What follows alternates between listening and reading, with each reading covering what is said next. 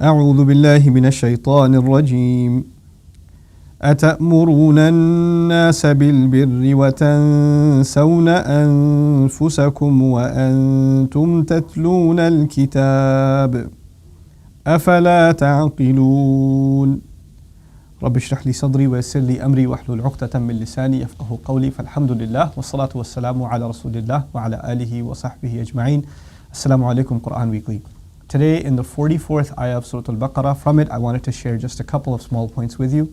Allah Azza wa Jalla is talking to the Israelites and He gives them a bunch of advice in the beginning. And this advice is actually, you can consider it positive reinforcement. Part of it is أَتَأْمُرُونَ النَّاسَ بِالْبِرِّ.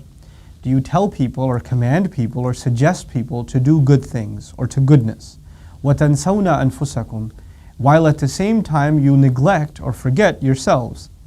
وَأَنْتُمْ تَتْلُونَ الْكِتَابِ. While you're the ones, in fact, reading the book. You're the ones engaged in a reading of the book. Now this reading of the book I'll come back to in a minute, but let's end the ayah. أَفَلَا تَعْقِلُونَ. Then don't you think, don't you apply your intellect. Obviously the base meaning of the ayah is that you are telling people to do something good and you forget about yourself, you don't do it yourself. How can this be? But let's dig a little bit deeper for a few minutes.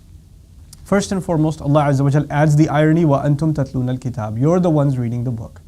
The idea here being when anyone reads the book of Allah, whether it's the Torah from back in the day, now it's the Quran, when you read the book of Allah, then the one that you should be thinking of is first and foremost yourself. I should be thinking of myself. I shouldn't be concerned with looking in the book of Allah for ammunition against somebody else first and foremost. Or, this might make a good speech. Or this ayah I might be able to use to give advice to somebody else. The first recipient of advice from the book of Allah is myself. So Allah says, you give other people, very quickly you give people advice. Sometimes people, for example, they recite the ayat of Quran, they study, or they even listen to lectures and talks, and they only listen to it to write down a whole bunch of points that they're going to be using to give a speech. Which is okay, so long as when you wrote all of those things down, the first reason you wrote them down was it benefited you. And after it benefited you, after it had an impact on you, you say to yourself, you know what? It's probably good that I share this with someone else. And if you don't, and I don't have that process, then this just becomes an empty theatrical performance. In other words, you're just learning this religion to just teach it to somebody else, and you're learning the book of Allah just to say some words to somebody else, maybe to impress them, maybe even out of concern for them, but even concern for them is empty if it doesn't begin with concern for yourself, and in my case, concern for myself. Which is why Allah says, أَفَلَا تَعْقِلُونَ. Why don't you think? And that ayah speaks it's loud to me, in that every time I study Quran, that أَفَلَا تَعْقِلُونَ should ring in my head. Like, I'm reading this, I'm studying this, but first and foremost, it's supposed to be for myself. Sometimes we learn a lot, but we don't really think about why we're learning it.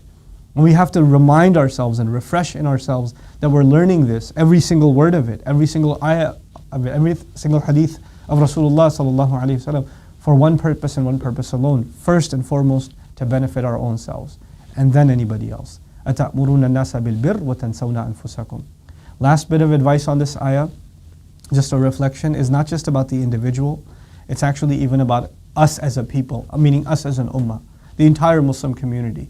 If we are so quick to judge other nations, other people, other countries, entire cultures, we're just it's easy for us to just throw them under the bus and say, all those people are like this, all those people are like that.